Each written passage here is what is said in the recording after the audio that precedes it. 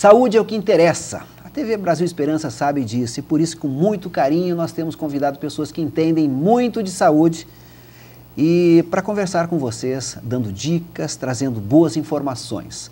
Nós queremos ver a população sempre saudável, a população catarinense. Pois é, e hoje nós vamos conversar, vamos abrir os livros e vamos adentrar ao campo da nutrição. Vamos conversar com a nutricionista Ellen Cristina Dalquano Parpinelli, italiana, ou casada com italiana. Mas Dalquano também é italiano. Dalquano é italiano, Parpinelli também é italiano. Mais italiano do que isso não podia ser, né? Então, no caso dessa nutricionista, nunca vai faltar polenta. Ah, uma polenta de vez em quando vai muito bem, né? Professora Ellen é professora no curso de nutrição do IELUSC. Ela que é mestre em educação física, especialista em nutrição esportiva. E vai ser justamente sobre isso que nós vamos conversar agora. Nutrição esportiva. Professora Ellen, essa é uma área que tem crescido bastante, né?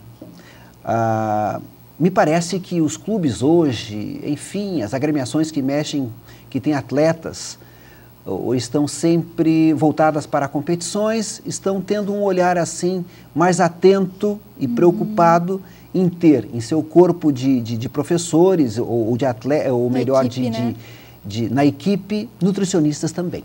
Exatamente, uma ótima questão, porque cada vez mais os clubes esportivos, academias, estão vendo no nutricionista a diferença entre um profissional esportista acompanhado pelo nutricionista e um sem orientação. Porque eles estão vendo hoje, dentro do tripé de um bom desempenho, está a nutrição. Não tem como mais separar. Porque os nutrientes ingeridos pelos atletas, na hora certa, a quantidade adequada, faz toda a diferença para um desempenho. Então, é por isso que cada vez mais a gente está fazendo a diferença em clubes, em academias, onde as pessoas buscam um resultado diferenciado. Então, não acreditam mais em apenas informações leigas. Estão buscando mais orientação profissional, porque sabem da diferença que isso faz para uma equipe, para um desempenho, para um atleta, por exemplo, né? E o que comer antes, durante, após o exercício, faz toda a diferença. Aquela pessoa que faz academia ou treina para aumentar a massa muscular, se ela não se alimentar adequadamente, ela não vai ter o resultado otimizado. E às vezes fica anos e anos fazendo aquela atividade física sem atingir os objetivos, né? E passando por um profissional nutricionista, principalmente especialista em esportiva, a gente vai ajudar ele a atingir os objetivos.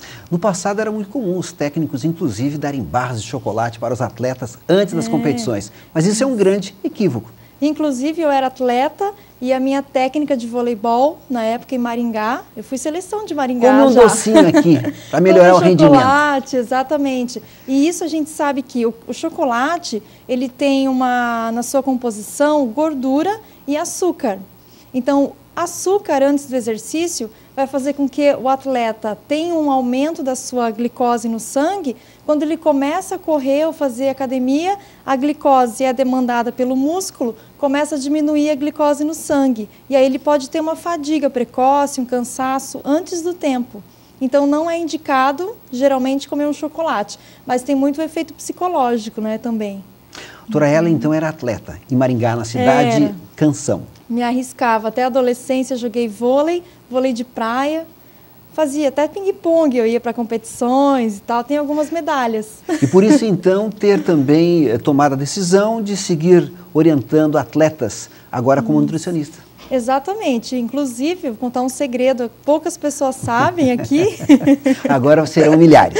Você, né? Pois é, tomara. E eu fiz vestibular, meu primeiro vestibular foi para educação física. E eu fiz na minha cidade, Maringá, passei, só que eu também passei em nutrição, aqui na Federal do Paraná, em Curitiba. Então eu tive que fazer essa escolha, mas sempre adorei a área esportiva. E conseguiu conciliar agora? Consegui conciliar com o mestrado em educação física, né? Professora Ellen, falando em líquidos, em água, por que o consumo de líquido é tão importante para os corredores? Bom, a água, como eu falei anteriormente, o músculo, para ele armazenar energia, ele precisa da água. Então, para cada molécula de glicogênio muscular, carrega junto moléculas de água. Sem a água, ele também perde energia, perde glicogênio muscular. Então, para um corredor ou para qualquer pessoa que faz uma atividade aeróbica ou não, né, independente do tipo de exercício, a célula ela tem que estar muito bem hidratada, também para queimar energia. Então, ela precisa do glicogênio para ser armazenada, a energia, precisa da água para armazenar glicogênio e também precisa para fazer essa célula gastar energia. Sem a água, a gente não queima gordura. Então, um corpo desidratado deixa de queimar gordura. E para os corredores, a gordura é uma fonte de energia, principalmente aqueles que se aventuram nos 10, 20, até 40 quilômetros, né? Então, aquele ditado que diz muita água por fora e muita água por dentro, é válido também para os atletas. É válido porque o controle da temperatura corporal também é feito pela água. Se ele está desidratado, ele pode suar menos. Então, ele pode aumentar a temperatura corporal mais rápido e ter uma hipertermia, prejudicando também o desempenho. Por que devo repor fluidos perdidos? Justamente, porque com o exercício a gente gasta, né? Gasta através do suor, da respiração. Então, se a gente não repõe os líquidos, você tem um prejuízo da performance, uma redução nos seus resultados. Então, nesse caso, tem que repor. E uma dica que eu sempre falo e sugiro para as pessoas que eu tenho contato na academia é o seguinte: para você saber se você está consumindo a quantidade de água suficiente, adequada, você se pesa antes do exercício e pós-exercício.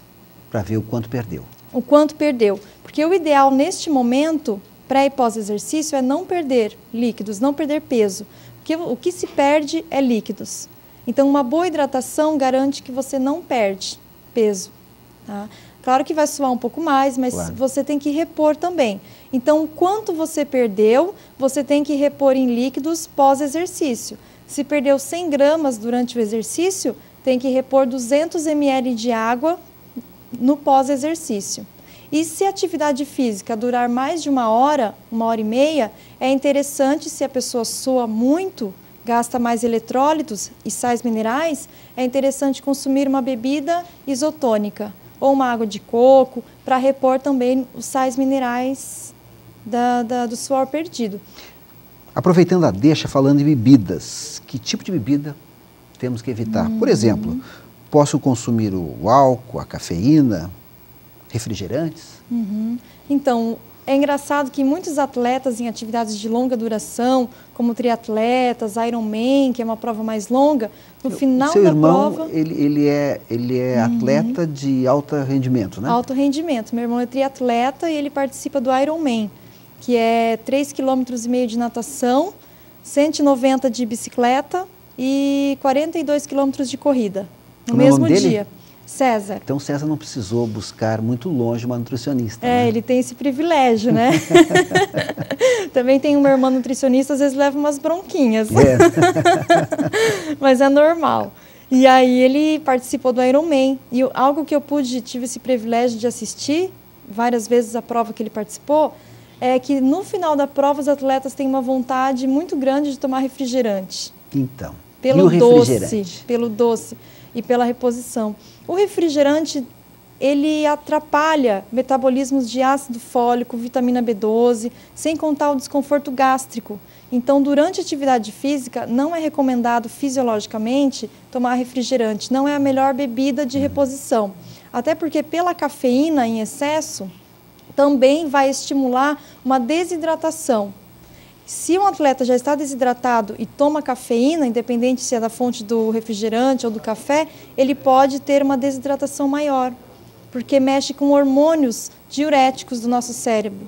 Então, a cafeína ela vai lá no hormônio diurético, inibe esse hormônio antidiurético, o ADH, e aí a gente libera mais água através da urina, principalmente. Então, o risco de você ter uma desidratação é maior tomando refrigerante. Sem contar que o refrigerante não fornece nenhum nutriente. Muito pelo contrário, né? Só substâncias artificiais. Doutora Ellen, o que eu gostaria de saber, se é importante a gente consumir alguma coisa antes, por exemplo, das corridas ou de algum exercício mais forte. Em primeiro lugar, não é recomendado fazer exercícios em jejum. Então, aquela pessoa acorda, não faz um café da manhã e sai para correr. Não é recomendado porque ela tem um risco de ter uma hipoglicemia, que a gente chama, que é falta de energia no sangue, falta de açúcar no sangue. E ela não vai ter o rendimento ideal. Então, você acaba, o corpo acaba liberando substâncias tóxicas para o organismo quando a gente faz atividade em jejum. Então, o ideal seria consumir 1 hora antes, aproximadamente, um alimento, uma refeição normal, né? Fazer um sanduíche, consumir um suco bem nutritivo, com várias frutas vermelhas. Nada de banquete. Nada muito rico em gordura, por exemplo, antes do exercício, mais carboidratos e proteínas, 1 hora antes aproximadamente. Isso é muito relativo também, porque depende da modalidade e do seu objetivo.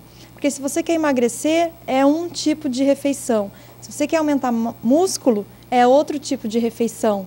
Então, por exemplo, quem vai fazer uma corrida, uma maratona de 42 quilômetros e precisa ter uma reserva boa de glicose no sangue, que é o que dá energia, ele já vai começar a corrida com uma reserva de açúcar. Então, imediatamente antes de começar a prova, ele tem que fazer uma refeição rica em carboidratos, para ele entrar com os níveis de energia altos no sangue. Aí ele vai começar a correr, de 15 em 15 minutos, 20 em 20 minutos, vai fazer uma reposição, e aí ele vai mantendo a energia no corpo.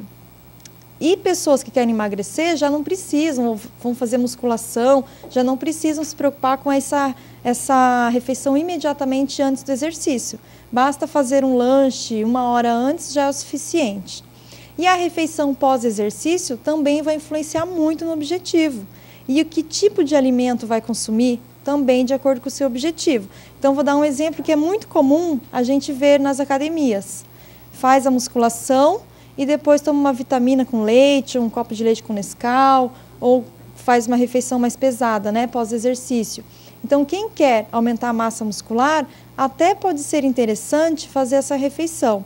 Só que para quem quer emagrecer, não. Porque você aumenta a insulina, e a insulina é o hormônio antagônico da queima da gordura. Então, não vai queimar gordura se você consumir esses tipos de alimentos que aumentam a insulina pós-exercício.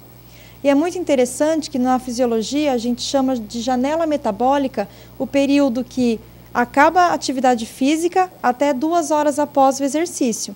Então, nós temos essa janela metabólica de 2 horas que, quanto mais tempo a gente leva para consumir algum alimento pós-exercício, menos a gente consegue armazenar e recuperar energia. Então, eu posso usar isso, por exemplo, a favor de quem quer perder peso. Está fazendo academia ou corrida, quer perder peso. Não fazer a refeição imediatamente após o término da academia. Espera 1 hora, 40 minutos a 1 hora, que você vai diminuir a recuperação de gordura, no caso. Então, você vai continuar queimando energia pós-exercício. Qual o seu endereço eletrônico? Meu endereço eletrônico é LNCD, com E, um L só e N no final, @yahoo.com. Que Papai do Céu lhe dê muita longevidade, vida longa. Muito obrigada pelo convite. Parabéns pelo programa. Obrigado. E nós seguimos sempre dentro do campo da informação, da boa informação. E você não pode esquecer que você sempre será o nosso principal convidado. Daqui a pouquinho nós já voltamos com muito mais informações para você.